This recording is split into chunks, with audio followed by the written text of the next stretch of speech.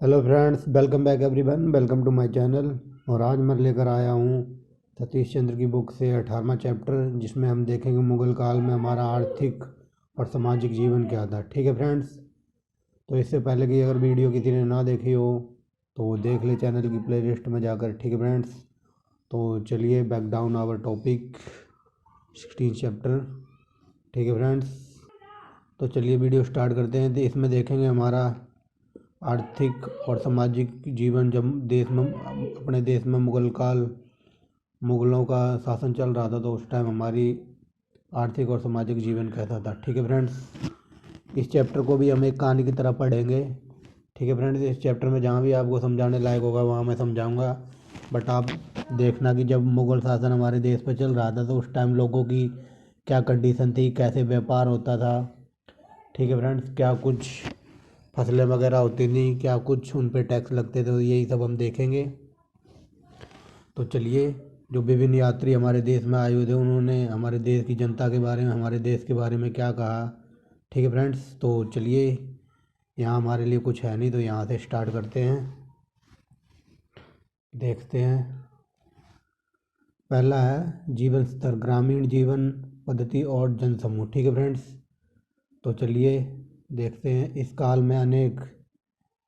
में अनेक यूरोपीय यात्री भारत में आए और उन्होंने, देखिए फ्रेंड्स इधर दिखाई दे रहा होगा, उन्होंने देश की आर्थिक और सामाजिक व्यवस्था पर विवरण छोड़ गए। ठीक है फ्रेंड्स, क्योंकि जब मुगल काल चल रहा था तो आपने देखा होगा, क्योंकि मुगल काल में बहुत सारे विदेशी यात्री हमारे देश में आए थे तो उन्होंने कुछ ना कुछ बताया है। तो वही बात यहाँ लिखी है कि भारत में आए और उन्होंने देश की आर्थिक और सामाजिक व्यवस्था पर अपने विवरण छोड़ गए। ठीक है फ्रेंड्स, सबसे पहले नाम आएगा बाबर का, कि बाबर क्या कहता है। बाबर जब इंडिया में आया था तो उसने लोगों को देखा था, यहाँ के लोगों को उसके बारे में बताया है। ये देखिए, बाबर ने लिखा है, ये उसने लिखा है, लेकिन हमें इसका उसने का सिर्फ लास्ट लेना है, ने। तो बाबर ने लिखा है किसान और कम हैसियत वाले। ठीक है फ्रेंड्स, बाबर ने लिखा है किसान और कम हैसियत वाले लोग नंगे बदन रहते थे। ठीक है फ्रेंड्स, ये हम अपना ग्रामीण जीवन देख रहे हैं कि लोग उस टाइम गाँव में कैसे रहते थे। तो पहला बाबर कहता है कि किसान और कम हैसियत वाले मतलब कम गरीब टाइप के लोग होंगे उस टाइम, जो नंगे बदन रहते थे। ठीक है फ्रेंड्स, आगे चलते हैं यहाँ से। रोल फिंच। ठीक है फ्रेंड्स, रोल फिंच क्या कहता है देखते हैं। रोल फिंच 16वीं सदी के अंतिम भाग में भारत में आया। वह कहता है कि बनारस में लोग कमर पर बंधे जरा से कपड़े को छोड़ दें तो लोग नंगे रहते थे। ठीक है फ्रेंड्स, कमर पर बंधे मतलब यही कोई गमछा टाइप, या आज के टाइम पे जो निक्कर वगैरह कह लो। ठीक है फ्रेंड्स, उसकी बात कर रहा है कि अगर कमर पर बंधे जरा से कपड़े को छोड़ दें तो लोग नंगे रहते थे। ठीक है फ्रेंड्स, अब चलते हैं आगे। आगे यहाँ से देखते हैं जूते चप्पल के बारे में निकितीन कहता है। अब जूते चप्पल के बारे में बताया जा रहा है। जूते चप्पल के बारे में निकितीन कहता है कि दक्कन के लोग नंगे पैर आते जाते थे। मोरलैंड ने, ये यहाँ पर ने लिखा हुआ है फ्रेंड, मोरलैंड ने कहा है कि नर्मदा नदी के उत्तर में बंगाल को छोड़ कहीं भी जूते चप्पल का जिक्र नहीं होता है। मतलब बंगाल में उस टाइम लोग जूते चप्पल पहनते होंगे, लेकिन बाकी नर्मदा नदी के उत्तर में बंगाल को छोड़ दें और फिर कहीं भी उसे जूते चप्पल मतलब लोग नंगे फिरते रहते होंगे उस टाइम। ठीक है फ्रेंड्स, समझ गए होंगे। ये सिर्फ एक कहानी की तरह है, आप सिर्फ ये कहानी की तरह सुनना, आपको याद अपने आप ही हो जाएगा। ठीक है फ्रेंड्स, आप बस सुनते जाइए। आगे देखते हैं ग्रामीण। ग्रामीण ग्रामीण मतलब गांव के लोगों की बात हो रही है। ग्रामीण मिट्टी के घरों में रहते थे, उनके घर में। ठीक है फ्रेंड्स, ग्रामीण मिट्टी के घरों में रहते थे, उनके घरों में, ये मैं लिखा है पेंसिल से मैंने। ठीक है फ्रेंड्स, उनके घरों में चारपाई और बांस की चटाई। ठीक है फ्रेंड्स, चारपाई और बांस की चटाई और मिट्टी के बर्तन होते थे। ठीक है फ्रेंड्स, ऊपर की लाइन समझ गए होंगे आप। अब चलते हैं नीचे। ठीक है फ्रेंड, ऊपर की लाइन समझ गए होंगे। अब चलते हैं भोजन में ग्रामीण लोगों की बात हो रही है कि भोजन में वे क्या खाते थे। ठीक है, तो भोजन में चावल, बाजरा, ज्वार और दालें। ठीक है फ्रेंड्स, भोजन में चावल, बाजरा और ज्वार और दालें, जिनको पलसेर और द लेट ने खिचड़ी कहा है। ठीक है फ्रेंड्स, मुख्य भोजन था। मतलब ग्रामीण लोग क्या खाते थे, चावल, ज्वार, बाजरा, दालें मुख्य भोजन होता था। ठीक है फ्रेंड्स, बंगाल और पूर्वी तटों में मछली खाने का प्रचलन था, जो आज भी है। आज भी लोग, बंगाल के लोग बहुत मछलियाँ खाते हैं। ठीक है फ्रेंड, देखा होगा आपने। नेक्स्ट चलते हैं। अनाजों के मुकाबले में घी और तेल बहुत सस्ते थे। और ठीक है फ्रेंड, अनाजों के मुकाबले में घी तेल बहुत सस्ते थे, लेकिन नमक और शक्कर अधिक महंगे थे। ठीक है फ्रेंड्स, मैंने जैसे कहा कि आप सिर्फ सुनते जाइए, मतलब ये कहानी की तरह। ठीक है फ्रेंड, याद अपने आप हो जाएगा आपको। ठीक है फ्रेंड, अनाजों के मुकाबले में घी तेल बहुत सस्ते थे, और लेकिन शक्कर और क्या कहते हैं, नमक बहुत महंगे थे। शक्कर माने चीनी। ठीक है फ्रेंड्स, याद होगा कि कई लोग आज भी गांव में शक्कर ही बोलते हैं। नेक्स्ट चलते हैं। गांव के दस्तकारों की सेवाओं का परम प्रसारमिक परंपरा द्वारा निर्धारित ढंग से दाल चावल रूप में दिया जाता था। ठीक है फ्रेंड्स, गांव में जो भी दस्तकारों की सेवाएं वगैरह होती थी, या खेतों मजदूर वगैरह, या कोई क्या कहते हैं, क्या कहते हैं जिसपे, जैसे किसी की तिरामी वगैरह में भी दाल चावल ही देते थे खाने के लिए। ठीक है फ्रेंड्स, ऐसे आप समझ लीजिए, जो गांव में मजदूर वगैरह खेतों में होते हैं, उनको दाल चावल वगैरह, और जो तिरामी वगैरह होती थी, ये लिखा है परंपरा द्वारा निर्धारित ढंग से दाल चावल का ही प्रयोग किया जाता है। मतलब खाने में दाल चावल ही बनता होगा उस टाइम भी। ठीक है, नीचे चलते हैं। भूमिहीन किसान और मजदूर अक्सर उस श्रेणी में आते थे जिसे अछूत या कमीन कहा जाता था। ठीक है फ्रेंड्स, मतलब जिनके पास भूमि नहीं होती थी, उनके किसानों की बात हो रही है। भूमिहीन किसानों और मजदूर अक्सर उस श्रेणी में आते थे जिसे अछूत या कमीन कहा जाता था। ठीक है फ्रेंड्स, बैकग्राउंड में थोड़ी नॉइस हो सकती है क्योंकि बच्चे खेल रहे हैं, बट मैं उनको तो रोक नहीं सकता। बट आप सिर्फ मेरी आवाज़ पे ही फोकस करना, अपने कंटेंट पे। ठीक है फ्रेंड्स, नीचे चलते हैं। जो किसान अपनी जोती हुई ज़मीन के स्वामी थे जो किसान अपनी जोती हुई ज़मीन के स्वामी थे, ठीक है फ्रेंड, वे खुद काश्त कहलाते थे।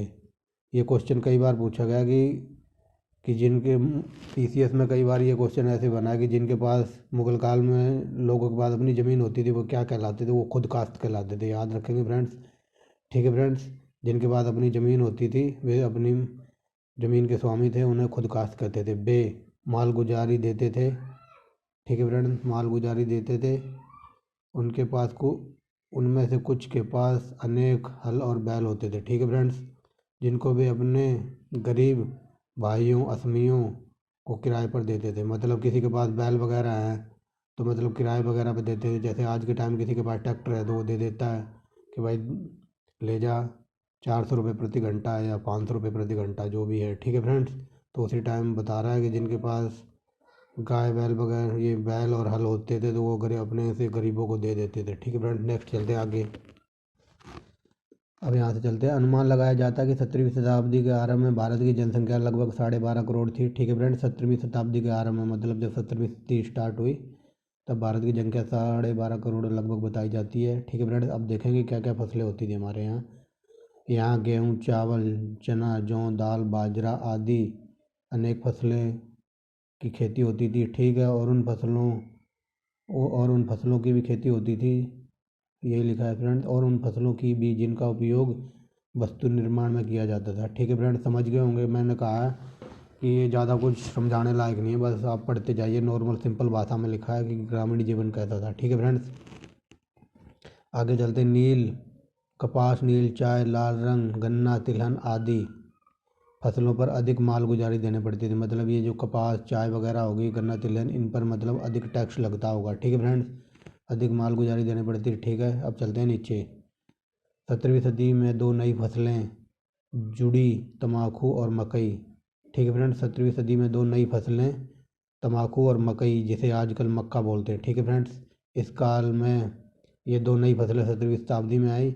कई बार क्वेश्चन यहाँ से इस लाइन से ये बना है कि जो तंबाकू है इसे कौन हमारे देश में लाया था? तो याद रखना फ्रेंड्स, इसे पुर्तगाली लाए थे। ठीक है फ्रेंड्स, पुर्तगाली लेकर आए थे तंबाकू को, और जो कि जहांगीर ने अपने शासन में बैन करवा दी थी।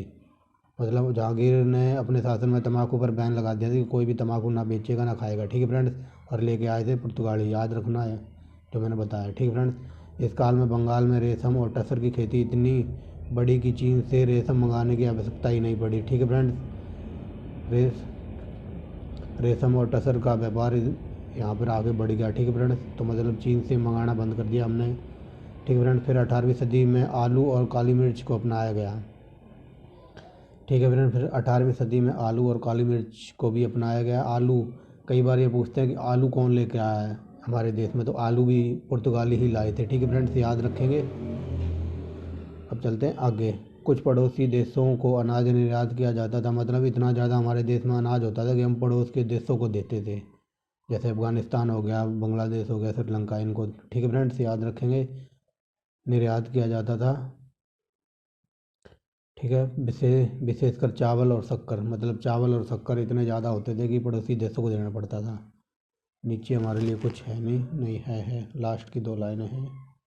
ठीक है फ्रेंड, नीचे देखते हैं। मध्यकाल में जब किसान जब तक मालगुजारी देता, ज़मीन ज़मीन से बेदखल नहीं किया जाता, मतलब मध्यकाल में ऐसा होता था कि जब तक किसान मतलब टैक्स वगैरह भरता रहता होगा तब तक उसे अपनी ज़मीन से बेदखल नहीं किया जाता होगा। ठीक है फ्रेंड, बाकी किसान आपत्ति ना करते तो वह अपनी ज़मीन को बेच भी सकते थे। ठीक है फ्रेंड्स, मतलब जो किसान टैक्स वगैरह नहीं देते थे उनकी ज़मीन बेच कर टैक्स वगैरह लिया जाता था। वो नेक्स्ट पेज पर चलते हैं, देखते हैं।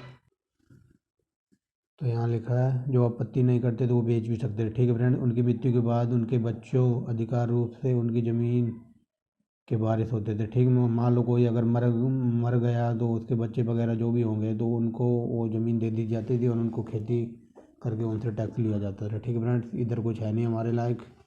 चैप्टर बड़ा इंटरेस्टिंग है, आज ही मैंने पढ़ा है इसको और आज ही मैं आप लोगों को वीडियो प्रोवाइड करा रहा हूँ। ठीक है फ्रेंड, नगरों में अब उनकी दासों की बताई जा रही है। नगरों में सबसे बड़ी आबादी गरीबों की थी। ठीक है फ्रेंड, नगरों में सबसे ज़्यादा गरीब वगैरह रहते थे, दस्तकार, नौकरों और दासों, सैनिकों, श्रमजीवियों आदि। ठीक है फ्रेंड, ये सब गरीब वर्ग में आते होंगे, दस्तकार, नौकर, दास, सैनिक, श्रमजीवी। ठीक है फ्रेंड्स, अब चलते हैं। ये एक यूरोपीय यात्री है, वो क्या बताता है। यूरोपीय यात्री के अनुसार सबसे कम दर्जे के नौकर का मासिक वेतन 2 रुपये से कम। ठीक है फ्रेंड्स, देख लो उस टाइम 17वीं शताब्दी की बात हो रही है, मतलब महीने में 2 रुपये से भी कम, मतलब पूरे महीना काम करना और 2 रुपये से भी कम वेतन मिलता था। ठीक है फ्रेंड्स, वही लिखा हुआ है, 2 रुपये से कम होता था। चाकरों और प्यादों, सैनिक से ज़्यादातर लोगों का आरंभिक वेतन 3 रुपये से मासिक कम ही होता था। ठीक है फ्रेंड, जो ये नौकर चाकर जो ये घूमने फिरने वाले प्यादे, सैनिक में ज़्यादातर लोगों का आरंभिक वेतन 3 रुपये मासिक से कम होता था। ठीक है फ्रेंड, समझ गए होंगे, समझाने लायक ज़्यादा कुछ है नहीं इसमें। अब चलते हैं नीचे। अब ये चलते हैं शासक वर्ग, अमीर और जमींदार कैसे थे इस टाइम। ये तो ग्रामीण लोगों की बात थी, अब अमीर और जमींदारों को देखेंगे। ठीक है फ्रेंड्स, तो देखिए, भूस्वामी अभिजातों अर्थात जमींदार समेत अमीर वर्ग मध्यकालीन भारत में वह वर्ग था जिसे शासक वर्ग कह सकते थे। ठीक है फ्रेंड्स, चलते हैं नेक्स्ट।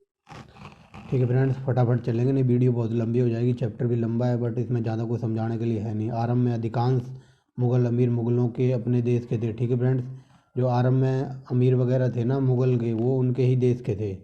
ठीक है फ्रेंड, परंतु जैसा कि हमने लास्ट वीडियो में पढ़ा है, लेकिन जहांगीर के शासनकाल में अफ़गानों को भी अमीर वर्ग में शामिल किया जाने लगा। ठीक है फ्रेंड्स, ये लास्ट वीडियो में ही मैंने कराया है। ठीक है फ्रेंड, देख लेना जिसने नहीं देखा है। ठीक है फ्रेंड्स, शेखजादा या हिंदुस्तानी कहलाने वाले भारतीय मुसलमानों को भी सेवा में भर्ती किया जाता था। ठीक है फ्रेंड्स, मुसलमानों को भी मतलब अमीरों में भर्ती किया जाने लगा। ठीक है फ्रेंड्स, अब चलते हैं। ये मैंने अकबर के बारे में आपको पूरा डिटेल में पढ़ा दिया, जिसने नहीं पढ़ा आप पढ़ लें। अकबर के शासनकाल में हिंदू अमीर वर्ग में शामिल किए जाने लगे। ठीक है फ्रेंड, उनमें सबसे बड़ा भाग राजपूतों का था। ठीक है फ्रेंड्स, जैसे अकबर के शासनकाल में हिंदू अमीर वर्ग में शामिल किए जाने लगे, जैसे कि वो टोडरमल और वो क्या कहते हैं बीरबल था उसका, वो भी अमीर वर्ग में ही शामिल किए थे इसने।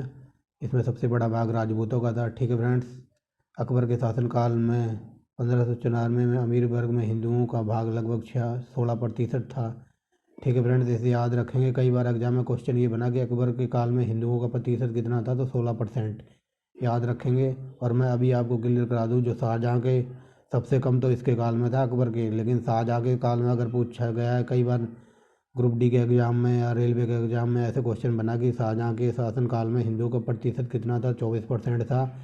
और सबसे ज़्यादा बार क्वेश्चन ये बना है कि सबसे ज़्यादा हिंदू प्रतिशत किसके शासनकाल में थे? तो औरंगजेब के। 33 याद रखेंगे, ये तीनों very very most important question है, अक्सर एग्जाम में टकरा जाते हैं। ठीक है फ्रेंड्स, अब चलते हैं नीचे, यहाँ हमारे लिए कुछ है नहीं। अब एक यात्री था वर्नियर। ठीक है फ्रेंड्स, इस नाम को याद रखेंगे, very very most important question है ये, कई बार एग्जाम में मिलान करने के लिए आ जाता है कि ये वर्नियर किस देश से था। वो मिलान करने वाले आ नहीं जाते, ए को सी से मिलाइए, बी को डी से, तो ये वर्नियर दे देगा और देश दे देगा श्रीलंका, पोलैंड वगैरह। तो ये याद रखेंगे, ये वर्नियर था, ये फ्रांसीसी था। तो फ्रांसीसी यात्री वर्नियर ने कहा है कि मुगल वर्ग में विदेशियों की भरमार थी, मतलब जो मुगल थे ना, उनके काल में विदेशी बहुत थे। फ्रेंड्स, अब चलते हैं आगे। जहांगीर और शाहजहां के काल में अधिकांश अमीर ऐसे होते थे जिनका जन्म भारत में हुआ था। ठीक है फ्रेंड्स, साथ ही अमीरों में अफगान, भारतीय, मुसलमान और हिंदुओं का हिस्सा बढ़ता रहा। ठीक है फ्रेंड्स, इस काल में हिंदुओं का जो नया वर्ग अमीरों में शामिल हुआ वह मराठों का था। अकबर के काल में सबसे ज़्यादा राजपूत थे, लेकिन इनके शाहजहां और जहांगीर के काल में मराठों का था। ठीक है फ्रेंड्स, याद रखेंगे, जहांगीर यह महसूस करने वाला पहला बादशाह था कि मराठे दक्कन की घटनाओं का केंद्र बिंदु थे। ठीक है फ्रेंड्स, अब चलते हैं आगे। ये क्वेश्चन मैंने ऑलरेडी आपको बता ही दिया है। देखो वो क्वेश्चन आ ही गया, शाहजहां के काल में अमीर वर्ग में हिंदुओं के लगभग 24% था, वेरी वेरी मोस्ट इंपॉर्टेंट है फ्रेंड्स। और औरंगजेब के शासन का उत्तरार्ध में यह 33% हो गए। ठीक है फ्रेंड्स, क्वेश्चन यहाँ से कई बार बनाए इन तीनों लाइनों से, और तीनों बार अलग अलग करके क्वेश्चन पूछा गया। सबसे ज़्यादा हिंदू शासक हिंदू वर्ग था औरंगजेब के, 33% याद रखेंगे। ठीक है फ्रेंड्स, अब चलते हैं नीचे, यहाँ हमारे लिए कुछ है नहीं, नीचे देखते हैं। यहाँ लिखा हुआ, जहांगीर ने पुरुषों के कान छिदवाकर कीमती नग पहनने का चलन आरंभ किया। ठीक है फ्रेंड्स, ये जहांगीर पुरुषों के कान छिदवा देता था और उनमें कीमती नग पहनने का प्रचलन आरंभ किया। ठीक है फ्रेंड्स, अब चलते हैं नेक्स्ट पेज पे। साल में, ये देखिए, साल में 2 बार बादशाह के लिए जाने वाले उपहार एक और खर्चीला मद था, मतलब ये जो भी बादशाह वगैरह उस टाइम रहता हुआ, ये साल में 2 बार उपहार लेता था। ठीक है फ्रेंड्स, वही लिखा हुआ है, साल में 2 बार बादशाह के लिए दिए जाने वाले उपहार एक खर्चीला मद था, मतलब उस टाइम उपहार बहुत महंगा वगैरह लेता होगा ये, तो यही बता रहा कि ये बहुत खर्चीला था। बदले में अमीर वर्ग भी बादशाह से उपहार पाते थे, जो अमीर थे उनको बादशाह उपहार देता था। ठीक है फ्रेंड्स, और जो गरीब वगैरह थे वो बादशाह को उपहार देते थे साल में 2 बार। मतलब उपहार तो क्या देते होंगे, जो भी मान लो फसल वगैरह हुई, गेहूँ हुए तो गेहूँ पहुँचा दिए, और किसी की मक्का हुई तो मक्का पहुँचा दी, और किसी के गन्ने हुए तो गन्ने पहुँचा दिए। ठीक है फ्रेंड्स, चीनी हुई तो चीनी पहुँचा दी, बस यही उपहार है। अब चलते हैं नीचे। ठीक है फ्रेंड्स, कभी कभी कुछ, हाँ ये मोस्ट इम्पोर्टेंट है, कभी कभी कुछ अमीर बल्कि शहजादे भी कुछ मालों की खरीद बिक्री बढ़ाने या दस्तकारों और व्यापारियों को अपनी सेवाओं और मालों को सस्ता बेचने के लिए मजबूर करने के लिए अपने पद का दुरुपयोग करते थे। मतलब अपने पद का ना नाजायज़ फ़ायदा उठाते थे, जो मतलब गरीब किसान वगैरह होंगे या दस्तकार वगैरह होंगे, उनसे ये कहते होंगे अपनी चीज़ों को सस्ते में बेच दो। ठीक है फ्रेंड्स, या खुद ही ले लेते होंगे, ऐसा कुछ करवाते होंगे उस टाइम। ठीक है फ्रेंड्स, वही लिखा है, यहाँ हमारे लिए कुछ है नहीं नीचे। अब चलते हैं नेक्स्ट पेज। अब देखेंगे फ्रेंड्स, जमींदार और ग्रामीण अभिजात। ठीक है फ्रेंड्स, अब जमींदार देखेंगे और ग्रामीण अभिजात, जो ग्रामीण वगैरह क्या करते थे। ठीक है फ्रेंड्स, ये नाम याद रखना, अबुल फजल, ये अकबर के दरबार में था। कई बार क्वेश्चन यहाँ से बना कि अकबर के दरबार में कौन सा कवि था, मतलब कौन सा राइटर वगैरह था, तो ये अबुल फजल था। ठीक है फ्रेंड्स, ये अब ये देखना क्या बताता है, अबुल फजल और दूसरे समकालीन लेखकों की रचनाओं से स्पष्ट है कि भूमि, ठीक है फ्रेंड, भूमि के स्वामित्व का अधिकार मुख्यतः वंशज था, मतलब भूमि वगैरह जिसकी थी ना, वो वंश के आधार पर चलती थी। अब मान लो आप हो, आपके फादर हैं, आपके फादर की भूमि है, वो आपको मिलेगी, आप फिर आपके से आपके लड़के को मिलेगी, या आपके दादाजी से, दादा से आपके पापा को मिली, पापा से आपको मिलेगी, आपसे आपके लड़के जो भी वगैरह होंगे उनको मिलेगी। ठीक है फ्रेंड्स, ऐसे याद रखेंगे, वही बताया गया है। आगे चलते हैं। परंपरा यह थी कि जो व्यक्ति किसी भूमि पर पहल कृषि करता, वह उस भूमि का स्वामी माना जाता था। ठीक है फ्रेंड्स, ये आज के टाइम में भी है। मान लो आप किसी भूमि पर कृषि कर रहे हो तो आप उसके स्वामी हो, तभी तो आप उसके मालिक हो, तभी तो खेती कर रहे हो। ठीक है फ्रेंड्स, वही लिखा है। नेक्स्ट चलते नीचे। किसी कृषि की ज़मीनों के स्वामी होने के अलावा जमींदारों के एक अच्छे खासे वर्ग को गांव और मालगुजारी की वसूली का पुश्तैनी अधिकार प्राप्त था। ठीक है फ्रेंड्स, अब ये यहाँ बता रहा है, कहाँ थे हम, कृषि और हाँ ये यहाँ ये बता रहा है कि मतलब मान लो जैसे गांव में कोई बड़ी क्या कहते हैं, कोई ज़्यादा ही धनी किसान है या जिसके पास ज़्यादा ज़मीन वगैरह होगी तो उसको अधिकार दे रखा होगा कि भाई जितने छोटे वगैरह किसान हैं तो इनसे वो क्या कहते हैं तो मालगुजारी या टैक्स वगैरह वसूल करेगा। वही लिखा है, किसी की ज़मीनों के स्वामी होने के अलावा जमींदारों के एक अच्छे खासे वर्ग को अनेक गांव वालों से मालगुजारी वसूलने का पुश्तैनी अधिकार प्राप्त था। ठीक है फ्रेंड्स, यहाँ तक समझ गए होंगे। इसे उनका तालुका या जमींदारी भी कहा जाता था। ठीक है फ्रेंड्स, नेक्स्ट चलते हैं। जमींदार अपनी ज़मींदारी में आने वाले सभी ज़मीनों के स्वामी नहीं होता था। ठीक है फ्रेंड्स, लेकिन जमींदार थे ना, जो उसकी भूमि वगैरह थी तो वो मतलब आने वाली जितनी भूमि थी ना उनका पूरा स्वामी नहीं होता था। कुछ हक उनके मतलब राजा वगैरह का भी होता था या उनको टैक्स वगैरह देना पड़ता होगा। ठीक है फ्रेंड्स, क्योंकि ये तो वसूल करते थे और फिर ये इनसे भी राजा वसूल करता होगा। ठीक है फ्रेंड्स, वही बताया गया है। अब आगे चलते, जमींदारों राजाओं सरदारों को अपने अपने सैनिक दल होते थे। ठीक है फ्रेंड्स, जमींदारों का राजाओं का और सरदारों का अपने अपने सैनिक दल होते थे, मतलब कोई सेना टाइप होगी, और वे गड़ियों में रहते थे। ठीक है फ्रेंड, गड़ियों में रहते थे जिनका शरण स्थल और ऊंची ऊंची स्थिति के प्रतीक थे दोनों होती थी। ठीक है फ्रेंड, जो उनका शरण स्थल और उनकी ऊंची स्थिति का प्रतीक दोनों ही थे। ठीक है फ्रेंड, गढ़ी वगैरह देखा होगा, जो किला सा होता है, जैसे अब क्या बताऊँ, जो पुराने टाइम के जो मकान वगैरह ऊंचे ऊंचे बने बने होते थे उनको गढ़ी वगैरह कह देते थे।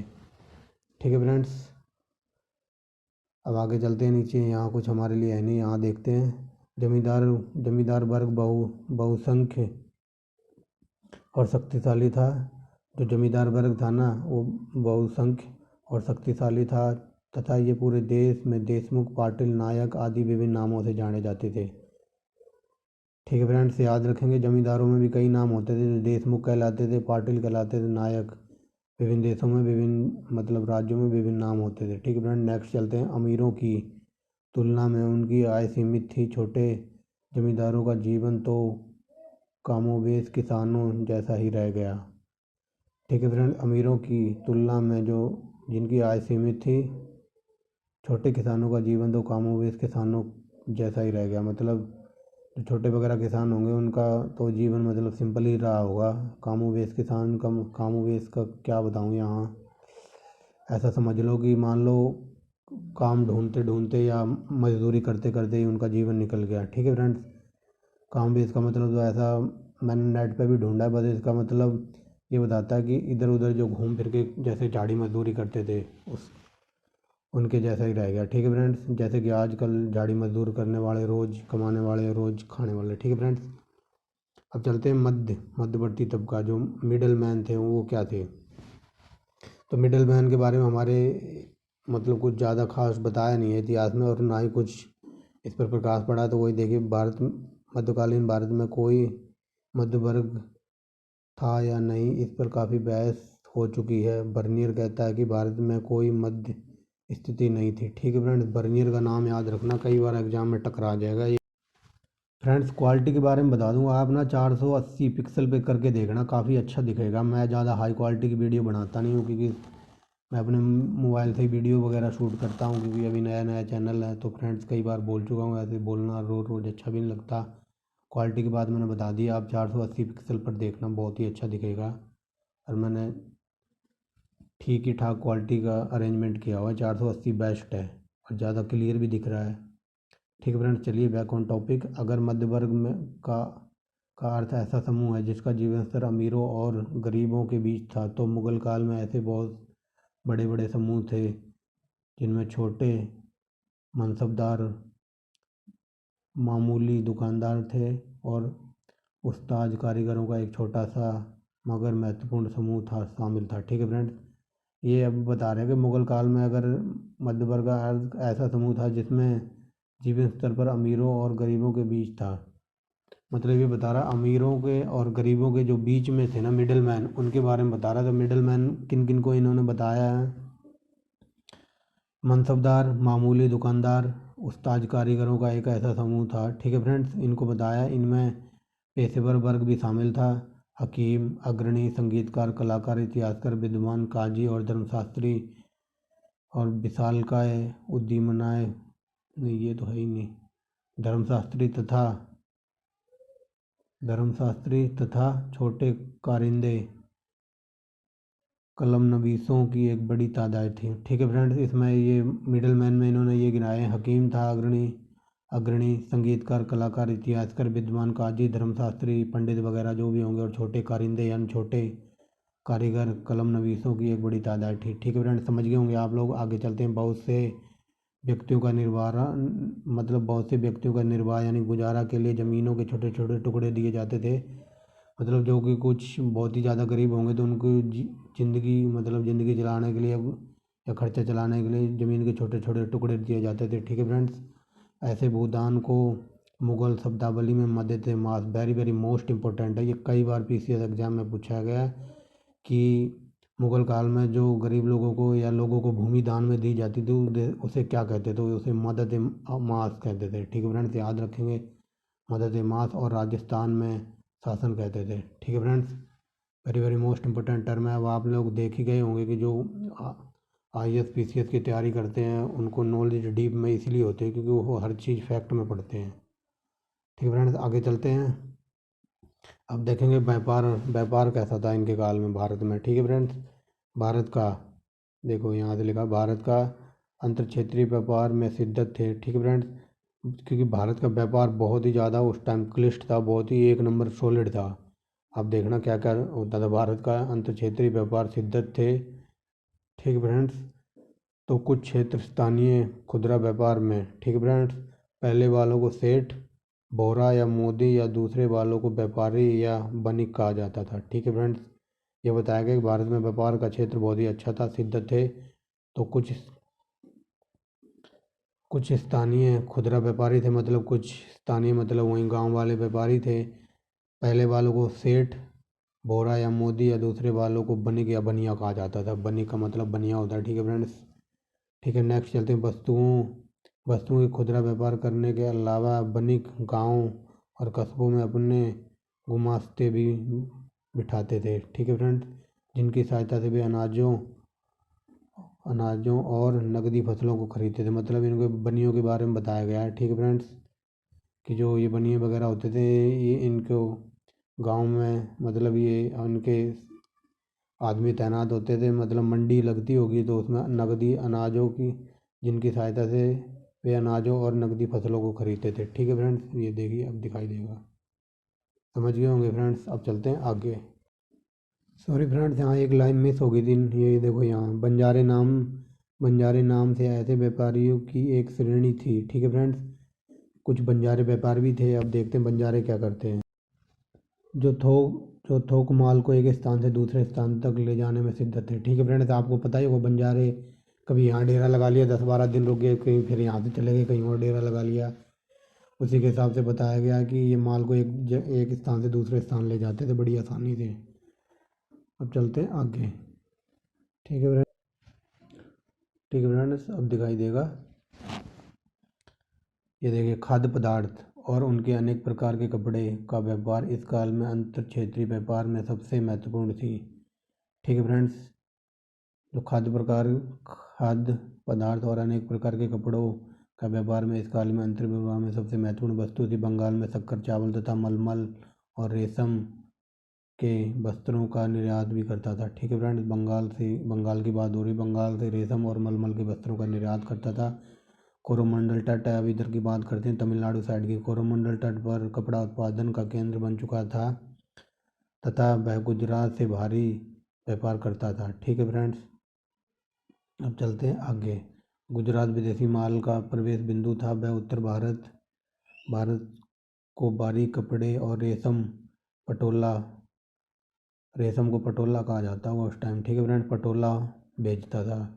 बुरहानपुर आगरा उत्तर प्रदेश में व्यापार के दो केंद्र थे। ठीक है फ्रेंड्स, बुरहानपुर और आगरा जो उत्तर प्रदेश में है, दो प्रमुख केंद्र थे। ठीक है फ्रेंड्स, आगे चलते हैं। उत्तर भारत की विलासिता की वस्तुओं का आयात था। ठीक है फ्रेंड्स, और नील और अनाजों का निर्यात करता था। जो उत्तर भारत का इलाका है ना, जैसे अपना ये उत्तर प्रदेश हो गया और जो ये पंजाब वगैरह की साइड होगी, ये उत्तर भारत में काउंट होता है। बिहार वगैरह हो गया, मध्य प्रदेश, ये उत्तर भारत का बताया। उत्तर भारत विलासिता की वस्तुओं का आयात करता था जैसे, और नील व अनाजों का निर्यात करता था। ठीक है फ्रेंड्स, अब चलते हैं कश्मीर पे। कश्मीर में बनी विलासिता की वस्तुएं, सालें, कालीनों,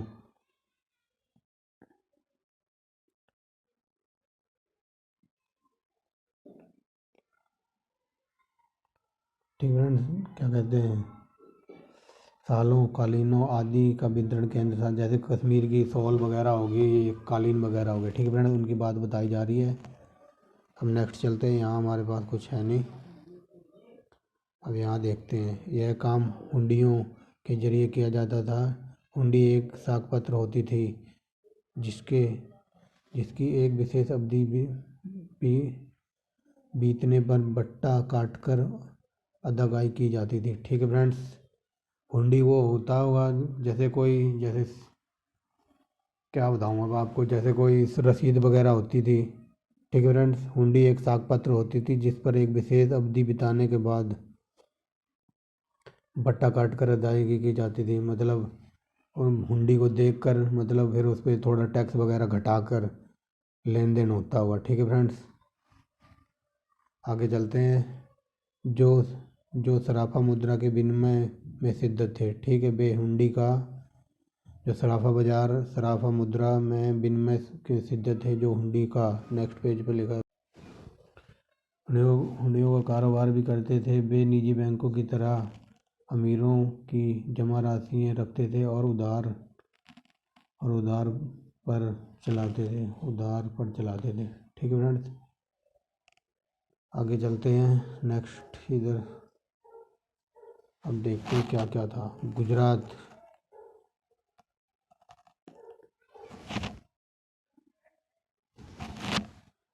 गुजराती सौदागर में हिंदू, जैन, मुस्लिम जो अधिकतर बोहरे थे, मतलब वो अधिकतर बोहरे थे, शामिल थे।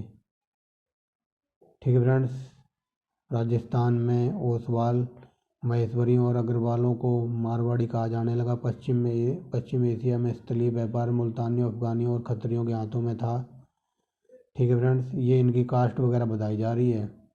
जो ये बोरे हैं ना, इनको व्यापारी थे, लेकिन ये व्यापारी से थोड़े नीचे किस्म के थे, या उनके जो नीचे काम करने वाले होंगे। ठीक है फ्रेंड्स, वही बताए जा रहे हैं। लेकिन अब देखना इधर तमिलनाडु साइड, कोरोमंडल तट के व्यापारियों को चेट्टी, जो कोरोमंडल तट के चेट्टी और मालाबार के मुस्लिम व्यापारी भारतीय और अरब दोनों दक्षिण भारत में महत्वपूर्ण व्यापारी थे। ठीक है फ्रेंड्स, ये इनके व्यापारियों के अलग अलग स्टेट में अलग अलग नाम है। ठीक है फ्रेंड्स, जैसे ये क्या कहते हैं, कोरोमंडल तट तमिलनाडु की साइड मुस्लिम व्यापारी, इनको चेट्टी वगैरह कहते होंगे। ठीक है फ्रेंड्स, वही बताया गया है। नीचे चलते हैं।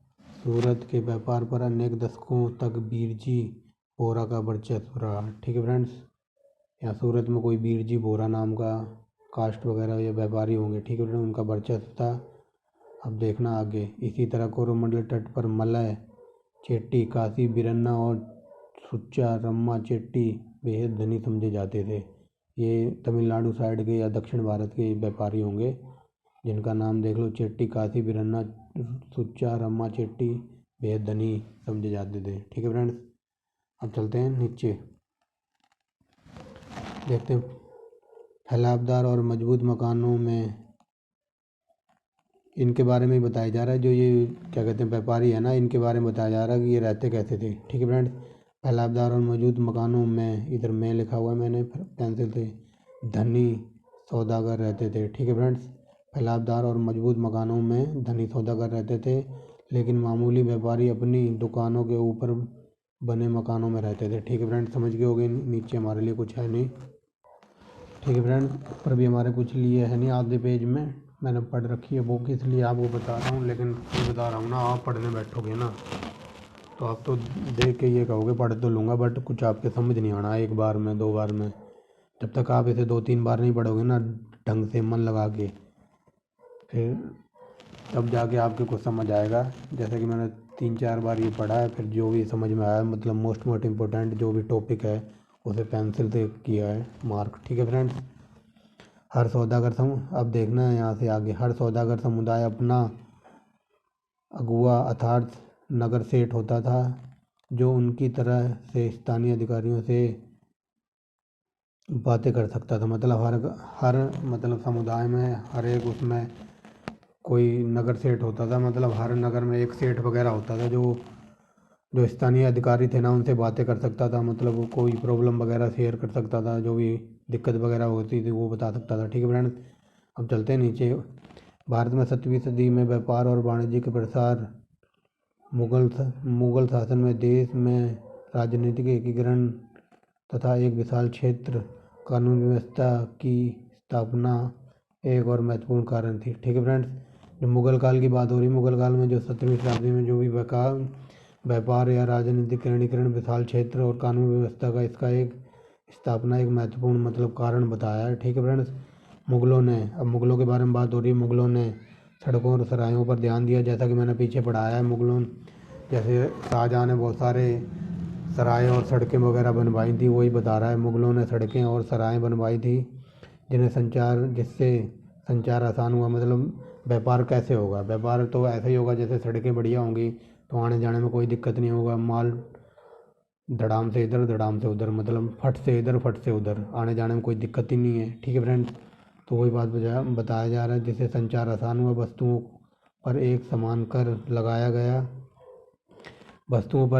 कर लगाया गया जिसे साम्राज्य में प्रवेश करने पर वसूला जाता था। मतलब सब वस्तुओं पे मतलब एक समान टैक्स था, किसी पे मतलब ज़्यादा कम नहीं था। मतलब मुगल काल में एक समान टैक्स था और जिसे साम्राज्य में प्रवेश द्वार पर वसूला जाता था। मान लो कोई वस्तु श्रीलंका से आ रही है, जैसे ही वो इंडिया में प्रवेश करेगी ना, इंडिया की सीमा पे, तो जो स्थान होगा उस इंडिया में एंटर करते ही उस पर वसूला जाता होगा टैक्स। ठीक है फ्रेंड्स। राहदारी जैसे चुंगी, ऐसे ऐसे वर्ड याद रखा करो फ्रेंड, कई बार पीसीएस एग्जाम में राहदारी बोलकर कुछ भी पूछ सकता है। तो ये क्या मतलब था राहदारी का? तो चुंगी।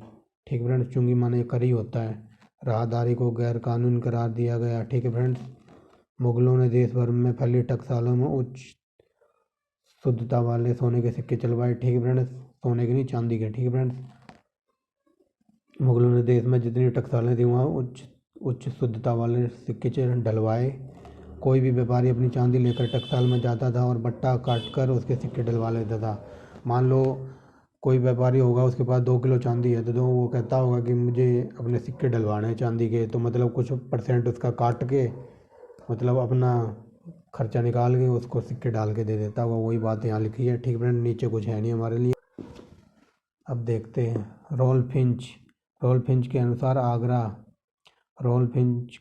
आगरा, फतेहपुर सिकरी लंदन से भी बड़े थे। ठीक फ्रेंड। देख लो हमारे भारत के ये 2 शहर, इंग्लैंड के लंदन जो राजधानी है उससे बड़े शहर थे उस टाइम के, और आज भी होंगे जब वो उस टाइम होंगे। ठीक है फ्रेंड।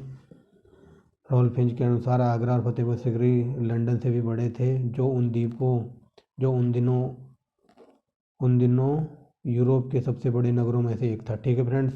अकबर के दरबार में आने वाला जेवसट पादरी मोररेथ ने लिखा है। ठीक है फ्रेंड। अंग्रेज के दरबार में कोई पादरी आया होगा, मोरसेट रेथ। ठीक है फ्रेंड। ये क्या बताता है? इसकी बात सुनो। इसने लिखा कि लाहौर और यूरोप एशिया के किसी भी नगर से पीछे नहीं था। ठीक है फ्रेंड्स। इसने लाहौर के बारे में बताया। लाहौर यूरोप या एशिया से किसी भी नगर में पीछे नहीं था। ठीक है फ्रेंड्स। इस काल में पश्चिम में अहमदनगर और बुरहान, उत्तर पश्चिम में मुल्तान तथा पूर्व में पटना, राजमहल और ढाका बढ़कर बढ़कर बड़े बड़े नगर बन गए। ठीक है फ्रेंड्स।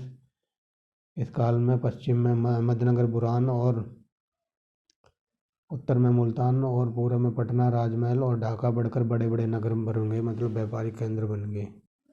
ठीक है फ्रेंड्स। अब चलते हैं नीचे। 1651 में शाहजहाँ ने समुद्री जहाज़ों का निर्माण का एक कार्य शुरू किया तथा पश्चिम एशिया की यात्रा के लिए 4 और 6 जहाज़ बनवाए। ठीक है फ्रेंड्स। शाहजहाँ ने 1651 में जहाज़ों का निर्माण करवाया जिससे व्यापार में आने जाने में आसानी हो। ठीक है फ्रेंड्स, यही लिखा है। अब देखेंगे फ्रेंड्स विदेशी व्यापार और यूरोपीय व्यापार। ठीक है फ्रेंड्स, विदेश व्यापार कैसा था मुगल के टाइम पे। तो चलिए, दक्षिण पूर्व और पश्चिम एशिया में अनेक देशों में को चावल, शक्कर आदि खाद्य पदार्थ भेजा जाता था। बल्कि इस क्षेत्र के व्यापार में भारतीय कपड़ों का बहुत ही महत्वपूर्ण स्थान था। मतलब भारतीय कपड़े भेजे जाते होंगे सूती, और खाने के लिए यही शक्कर चावल भेजे जाते थे। ठीक है फ्रेंड, नीचे चलते हैं।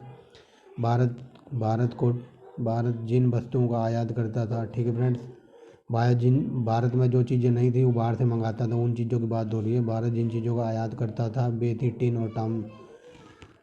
और तांबे जैसी कुछ धातुएं जिनका उत्पादन यहाँ मतलब था नहीं या अपर्याप्त था। ठीक है फ्रेंड, टीन और तांबा बाहर से आता था जो हमारे इंडिया में बहुत कम था। ठीक है फ्रेंड, टिन का उपयोग कांसा बनाने के लिए किया जाता था। भोजन भोजन और दवाओं के प्रयोग में भोजन और दवाओं के प्रयोग के लिए कुछ मसाले, जंगी घोड़े, हाथी दांत विलासिता की वस्तुएं थी। ठीक है फ्रेंड्स, भोजन और दवाएं में प्रयोग के लिए कुछ मसाले, जंगी हाथी और घोड़े। ठीक है फ्रेंड्स, बहुत ही इंपॉर्टेंट वस्तुएं थी। व्यापार का अनुकूल संतुलन बनाए रखने के लिए भारत में सोने चांदी का आयात करना पड़ता था। ठीक है फ्रेंड्स, व्यापार में मतलब सोने चांदी में का आयात करना पड़ता था। भारत सोने चांदी से व्यापार करता था। मतलब आपने कुछ ले लिया, चावल ले लिए या कुछ का खरीद लिया कपड़ा, तो आपने इतना सोना दे दिया। उस टाइम सोना चांदी से ही व्यापार होता था, लेन देन।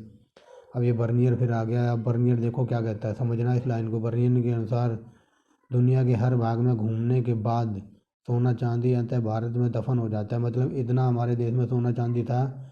ये बर्नियर कहता है मैं पूरी दुनिया में घूमने के बाद ना जो भी यहाँ आके देखता हूँ ना इंडिया का सोना चांदी, मतलब पूरी दुनिया का सोना चांदी यहीं भरा हुआ है भारत में। ठीक है फ्रेंड्स, यही देखो लिखा, दुनिया के हर भाग में घूमने के बाद सोना चांदी अतः भारत में दफन हो जाते थे। इतना सोना चांदी था हमारे यहाँ। ठीक है फ्रेंड्स, नेक्स्ट चलते हैं।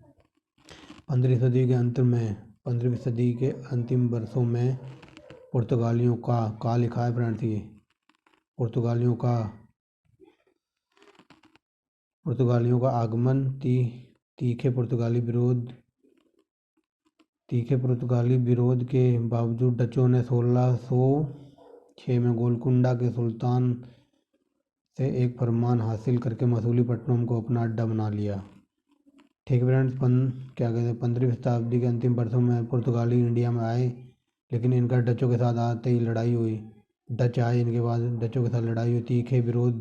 तीखे पुर्तगाली विरोध के बावजूद डचों ने 1600 में गोलकुंडा के सुल्तान से एक फरमान हासिल करके मसूलीपट्टनम में अपना अड्डा बना लिया। ठीक है फ्रेंड्स, आते मतलब ये पहले आए थे, उसके बाद ये आगे तो इनकी लड़ाई हुई होगी, लेकिन फिर भी ये सुल्तान से फरमान हासिल करके कंपनी लगा ली, मसूलीपट्टनम में अपना अड्डा बनाया। ठीक है फ्रेंड, नेक्स्ट चलते हैं।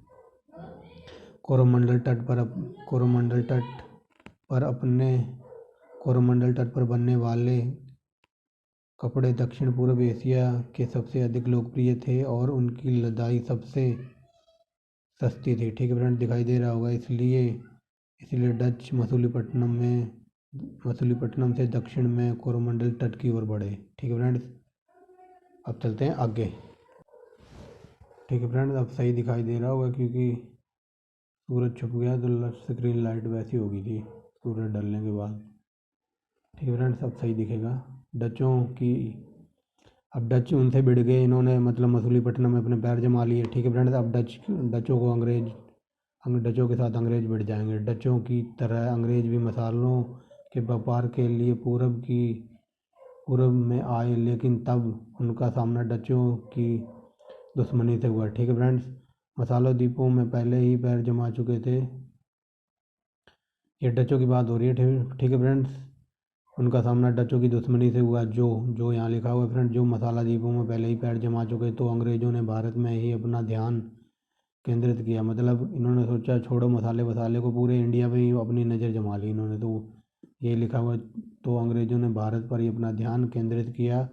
सूरत से बाहर एक पुर्तगाली बेड़े को हराने के बाद उन्होंने आखिर में 1612 में अपनी फैक्ट्री बना ही ली। 1618 में जहांगीर से एक फरमान से अनुमोदित किया जिसे सर टॉमस रो की सहायता से प्राप्त किया गया। कई बार क्वेश्चन यहाँ से इस लाइन में ये बनता है कि जो अंग्रेज़ों ने अपनी फैक्ट्री बनाई थी ना, वो कहाँ बनाई थी? वो सूरत में बनाई थी। किसका शासन था? तो वो जहांगीर का था। और जहांगीर से किसने साइन कराए थे, मतलब ऑर्डिनेंस पे, मतलब फैक्ट्री के लिए? तो रोल फिंच था। ठीक है फ्रेंड्स, ये सर टॉमस रो। कई बार क्वेश्चन ये बना कि जहांगीर के दरबार में आने वाला पहला अंग्रेज था, तो ये सर टॉमस रो था। याद रखेंगे friends, very very most important है। अब चलते हैं नीचे। 1622 में ईरानी फौजों की मदद से उन्होंने हरमुज पर कब्जा कर लिया, जो फारस की खाड़ी के सिरे पर पुर्तगालियों का अड्डा था। अंग्रेज़ों की बात हो रही है फ्रेंड्स। अंग्रेज मतलब ईरानी फौजों को मिलकर और हरमुज पर कब्जा कर लेता है, जो फारस की खाड़ी के सिरे पर पुर्तगालियों का अड्डा था। ठीक है फ्रेंड्स, इस तरह अब देखना, इस तरह 17वीं शताब्दी में पहली चौथाई तक भारतीय व्यापार पर डच और अंग्रेज दोनों ही पैर जमा चुके थे, और समुद्र पर पुर्तगालियों का नियंत्रण था हमेशा के लिए समाप्त और समुद्र और पुर्तगालियों का नियंत्रण हमेशा के लिए समाप्त हो चुका था, क्योंकि ये हरमुज की खाड़ी वगैरह थी ना, यहाँ तो अंग्रेज आ गए थे। ठीक है फ्रेंड्स, अब चलते हैं आगे।